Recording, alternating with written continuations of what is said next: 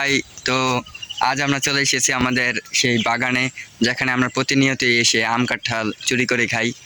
তো আজও সেখানে আমরা চলে এসেছি, কিন্তু এখানে এসে কোনো কিছু পেলাম না। সব দেখতেই পাচ্ছেন যে চুরি করে খেয়ে ফেলছে সবাই। এই যে দেখেন, এগুলো কিন্তু আজকের খাওয়া না। সবাই ভাবতে পারেন যে আমরা খেয়েছি, কিন্তু দেখতেই পাচ্ছেন। তো আমার সঙ্গে আছে আবার আরেকজন, সেও কিন্তু বড় চোর। তো আপনাদেরকে আর কি দেখাবো, এই যে দেখেন, এই যে কাঁঠালগুলা দেখতে পাচ্ছেন।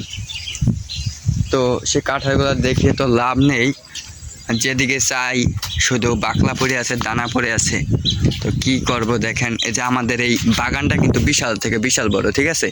এই যে দেখতে পাচ্ছেন, পুরা ঘেরাও সে বাগানটা, সবাই আম কাঁঠাল এবং লিচুতে ভরপুর। কিন্তু ভাগ্যের একটা ইতিহাস যে কিছুই পেলাম না আমরা এখানে এসে।